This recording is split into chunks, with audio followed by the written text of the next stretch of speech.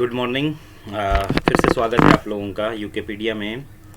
कल हमने लास्ट थोड़ा सा आपदाओं की चर्चा करते हुए हम लोगों ने पढ़ा था उत्तराखंड की सीमाएं। अच्छा, उत्तराखंड की सीमाओं पे एक फैक्ट थोड़ा सा करेक्ट करना है, आप लोग इसे करेक्ट करिएगा अपने उसमें। जो नैनीताल ज़िला है, देखिए आप लोगों ने लिखा है नैनीताल ज़िले से उत्तर प्रदेश का बिजनौर ज़िला सीमा बनाता है, न कि रामपुर। इसे थोड़ा करेक्ट करिएगा आप लोग हैं। इसके इतर बाकी सारी चीज़ें यथावत रहेंगी, केवल रामपुर जो है उसे हटा करके आप लोग बिजनौर करिएगा। ये मुझसे जो है कॉपी पेस्ट में, पुस्तक में यूकेपीडिया में पढ़ेंगे तो यहाँ बिजनौर ही लिखा गया है, पर यहाँ मुझसे गलती हुई है जिसे आप लोगों को करेक्ट करना है, ठीक। उसके बाद हम लोग आने वाले थे, आज पढ़ने वाले थे राज्य में पाए जाने वाले वनों का भौगोलिक विवरण। ये आप लोगों का आज का टॉपिक होने वाला था कि राज्य में जो वन पाए जाते हैं उन वनों का भौगोलिक विवरण हम लोग पढ़ेंगे। ये हम कल चर्चा कर रहे थे। मैं बहुत कम इसे जो भौगोलिक विवरण की बात करूं तो इसे मैं 2-3 हिस्सों में बांट करके एक वीडियो बनाने जाऊंगा, या वीडियो पूरी बनेगी तो लगभग 2-3 हिस्सों में ये बंट करके बनेगी। आज सबसे पहले बात करें राज्य में पाए जाने वाले भौगोलिक वनों का जो भौगोलिक विवरण है। उससे पहले मैं उत्तराखंड वन विभाग का जो आंकड़ा है वनों को लेकर के उसे आप लोगों के सामने रख रहा हूँ। सबसे पहले देखिए, राज्य में वन विभाग के अंतर्गत कितने सर्किल आते हैं? 17 सर्किल आते हैं, 44 डिवीजन आते हैं और 284 रेंज आते हैं। कल भी मैंने बताया था, एक पुस्तक आप लोगों को अभी तो मेरे सामने रखी हुई नहीं है, 2017-18 का जो वन सांख्यिकी उत्तराखंड की है उसके अनुसार। हाँ, आप लोगों को कंपैरेटिवली मैं चलूँगा। 2019 की जो वन रिपोर्ट आई है भारत सरकार की, उत्तराखंड सरकार की नहीं बल्कि भारत सरकार की, उसे भी मैं कंपैरेटिवली अभी आप लोगों को दिखाऊँगा। बहुत ज़्यादा परिवर्तन कुछ भी नहीं है। हालांकि जैसे उत्तराखंड सरकार की वन रिपोर्ट आएगी मैं उसे फिर आप लोगों के सामने रखूँगा। बात करें, देखिए राज्य में कुल क्षेत्रफल है 53,483 वर्ग किलोमीटर, जिसमें से 37,999.53 वर्ग किमी क्षेत्र, यानी कि कुल क्षेत्रफल का 71% भौगोलिक क्षेत्र जो है वन क्षेत्रफल है। उसमें से भी जो वन विभाग के अधीन आता है वो केवल, देखिए आपने बोला 37,999.53 वर्ग किलोमीटर क्षेत्रफल वन क्षेत्रफल का है, इसमें से भी केवल 25,863.18 वर्ग किमी क्षेत्रफल ही वन विभाग के अंतर्गत आता है। अब अगर बात करें, देखिए कुल क्षेत्रफल का जो विवरण है, मैं पहले भी बोल रहा था आप लोगों को, देखिए राज्य में भूमि को मैं नीचे देखूंगा। वन सांख्यिकी 2017-18 पेज नंबर 11 के अनुसार वन सांख्यिकी क्या, अब इसमें मैंने इंसर्ट तो किया हुआ नहीं है, रेफरेंस जरूर आपको दे रखा है। तो देखिए क्या क्या है। आरक्षित क्षेत्र, कुल वन क्षेत्र जो है किस रूप में बटा है? आरक्षित क्षेत्र या रिजर्व वनों का प्रतिशत है, जो अभी आप लोगों ने 25 वगैरह के लिया था, 45.40%। वन विहीन क्षेत्र, जिसे आप लोग बुग्याल इत्यादि के रूप में या चारागाह इत्यादि के रूप में जानते हैं, वो है 28.97%। पंचायती वन क्षेत्र या जो पंचायत के अंतर्गत वन है वो है 13.841%। सिविल स्वयं वन क्षेत्र, जो राजस्व विभाग के अंतर्गत वन आते हैं, वो आते हैं 8.92%।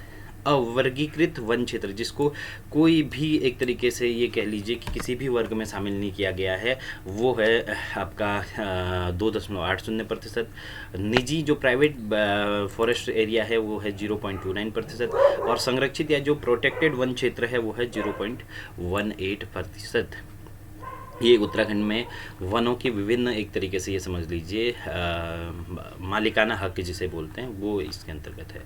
अब बात करें, देखिए राज्य में वन पंचायत का गठन, तो थोड़ा सा मैं वन पंचायत के इतिहास पे चलना चाहूँगा। थोड़ा सा मैं आप लोगों को यहाँ पे ज़्यादा चर्चा करके सुनाऊँगा, जो यहाँ पे लिखा हुआ नहीं है उस पर थोड़ा आप लोगों को फोकस करना होगा। राज्य में वन पंचायत का गठन कब हुआ, कहाँ से जो है वन पंचायत की शुरुआत हुई, मैं आप लोगों को थोड़ा सा पीछे लेकर चलना चाहूँगा। देखिए जब ब्रिटिशर्स का उत्तराखंड पे कब्जा हो गया, तो ब्रिटिशर्स का जब उत्तराखंड में कब्जा हो गया तो उन्होंने क्या करना शुरू कर दिया। सबसे पहले तो अगर मैं इसी पीडीएफ में थोड़ा सा नीचे जाऊँ तो आप लोगों को एक आंकड़ा मैं केवल दिखाना चाह रहा हूँ।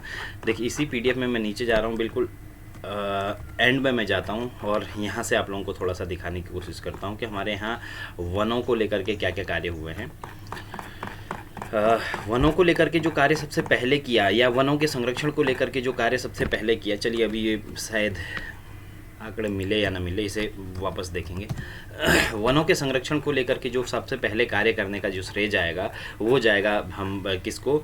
ट्रेल को। ट्रेल ने सबसे पहले उत्तराखंड के वनों का वर्गीकरण का कार्य शुरू किया। रेल ने जैसे ही वर्गीकरण का कार्य शुरू किया, उस वर्गीकरण के बाद उत्तराखंड में वनों को लेकर के संघर्ष का दौर शुरू से ही देखने को मिलेगा। जैसे ही वर्गीकरण का दौर शुरू होता है वैसे ही संघर्ष का दौर हम लोग देखने को हमें मिलेगा। मैं आप लोगों को बताऊं किस रूप में हमें ये देखने को मिलता है। जैसे उदाहरण के तौर पर मैं आप लोगों को बताऊं, देखिए सबसे पहले अंग्रेज़ों ने क्या किया, देहरादून क्षेत्र के वनों को ठेके में देने की प्रथा शुरू कर दी। हरिद्वार के एक संत को जो है देहरादून के वन ठेके में दिए 1838-39 में। और फिर जैसे ही देहरादून के वनों का ठेका हुआ 1880 के आसपास के दौर, 1880 नहीं बल्कि 1853-54 के दौर में जो है टिहरी राजा ने भी जो है वनों का ठेका देना शुरू कर दिया। मैं पूरे उत्तराखंड को लेकर चल रहा हूँ एक तरीके से।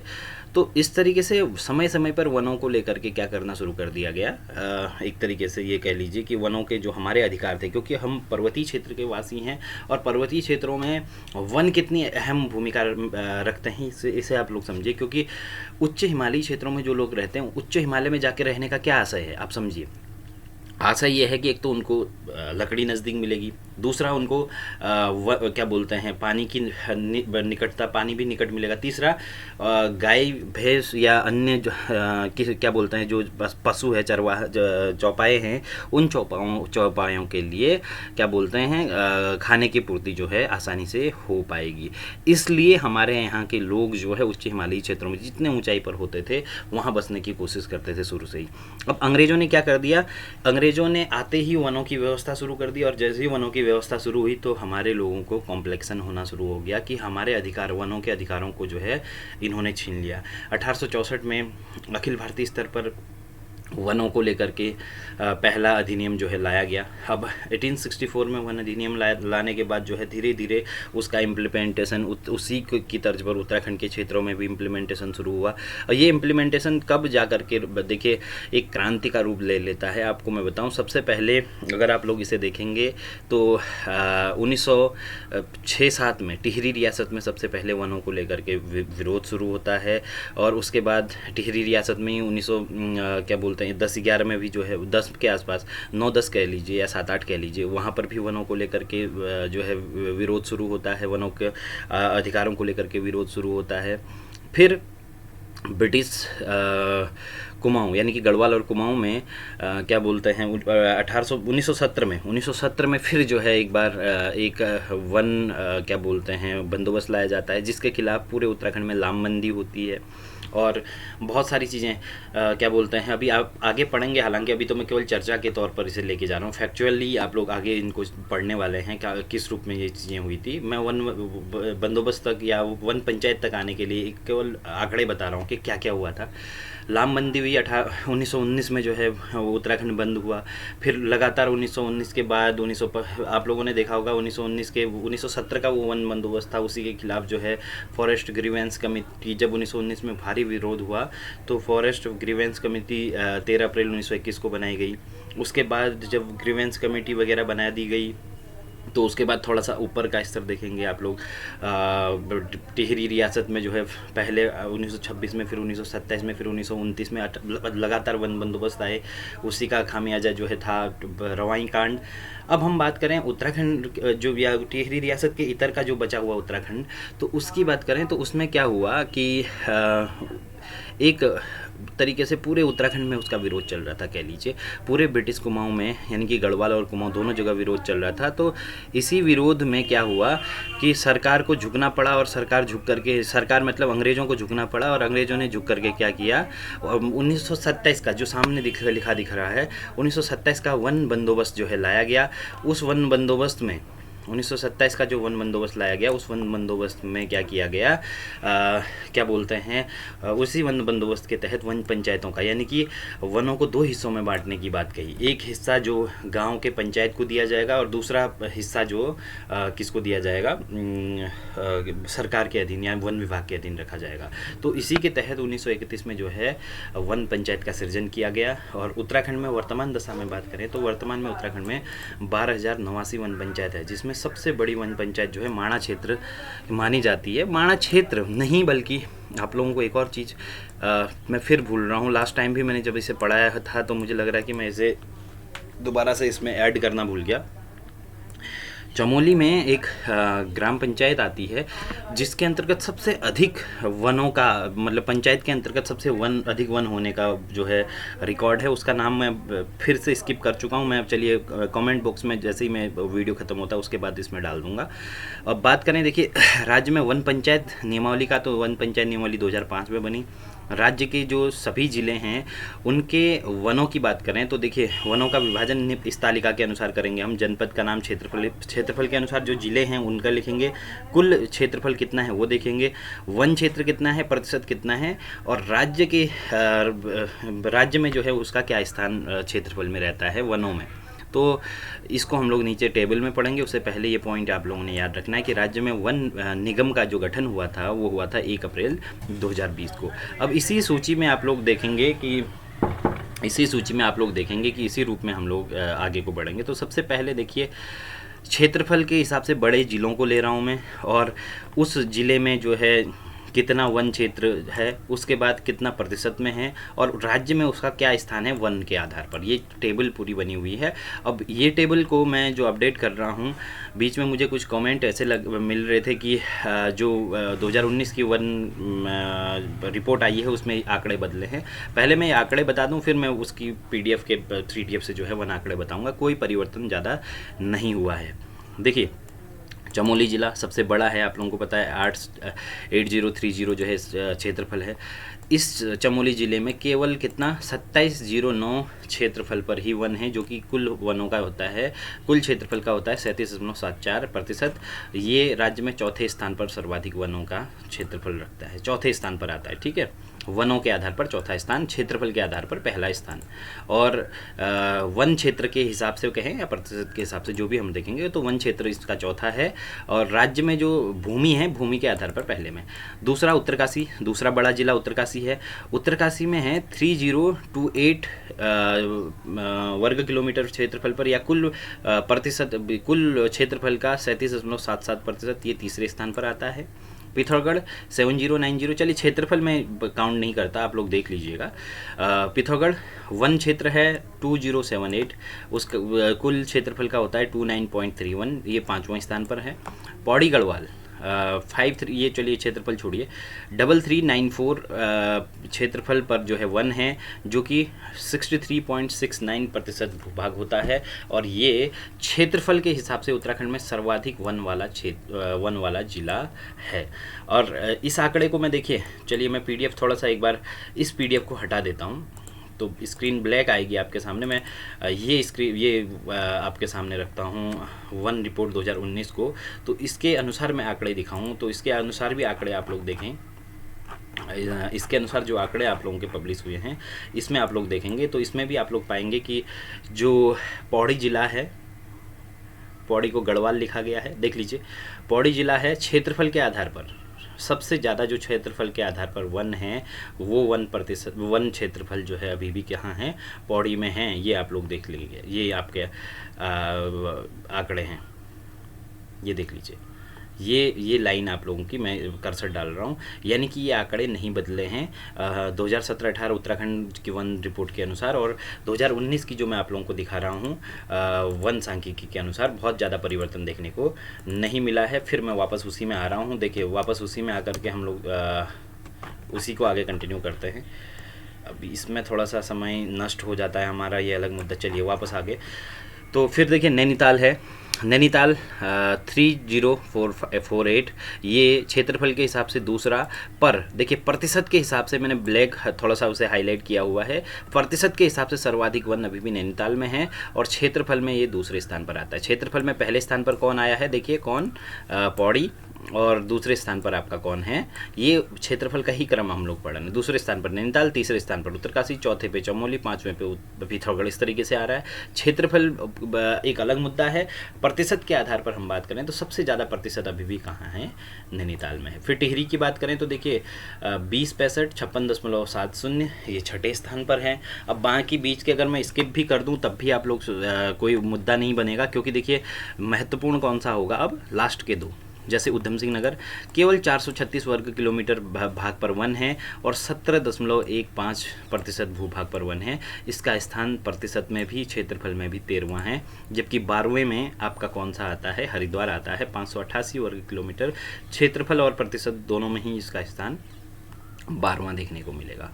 ये आप लोगों के वन हैं, बाकी आप लोग स्क्रीनशॉट रख लें तो ये पूरा का पूरा आंकड़े आप लोगों के सामने प्रस्तुत हो जाएंगे। नदी घाटी की बात करें तो इसमें भी मुझे बहुत सारे आपत्तियां लोगों की देखने को मिली कि नदी घाटी में सर्वाधिक वन टोंस नदी में परीक्षावाणी में लिखा गया है। भाई हर चीज़ को परीक्षावाणी से क्यों कंपेयर करते हैं, मेरी समझ में नहीं आती बात यह है कि वन सांख्यिकी 2017-18 में क्या है, तो नदी घाटी की बात करें तो सबसे ज़्यादा वन जो है क्रम से ये लिखा है, काली नदी, अलकनंदा, भागीरथी, कोसी, रामगंगा घाटी में सबसे ज़्यादा वनों का जिक्र है। दूसरा, इनमें सबसे जो वन क्षरण होता है, क्योंकि सबसे तीव्र प्रवाह से बहने वाली नदी हमारी कौन सी है, अलकनंदा नदी है, तो सबसे तीव्र भूकटाव यहाँ होता है, इसलिए सबसे ज़्यादा वनों का क्षरण या वनों का हरण भी अलकनंदा घाटी में होता है। अब बात करें, देखिए राज्यों के वनों के सर्वप्रथम जो विभाजन, भौगोलिक आधार पर विभाजन, क्योंकि महत्वपूर्ण टॉपिक तो आज का यही था, भौगोलिक विभाजन की बात करें तो सबसे पहले इसका भौगोलिक विभाजन 1936 में प्रोफेसर चैंपियन के द्वारा किया गया। अब ये चैंपियन विधायक चैंपियन नहीं है, पहले बता दूं, ये क्या बोलते हैं भूगोलवेत्ता है। 1936 में इन्होंने सबसे पहले वनों को 3 हिस्सों में बांटा, पर्वतीय उपोष्ण वन, शीतोष्ण वन और अल्पाइन वन। फिर सेविनफर्थ ने 1957 में हिमालयन वनस्पति को क्षैतिजिक और ऊर्ध्वाधर विस्तार के आधार पर, यानी कि ऊंचाई के हिसाब से कह लीजिए और चौड़ाई के हिसाब से कह लीजिए, लंबाई और चौड़ाई के हिसाब से जो है इन्होंने वनों को बांटा। बाद के वर्षों में देखिए किन किन लोगों ने यहाँ के वनों पर काम किया।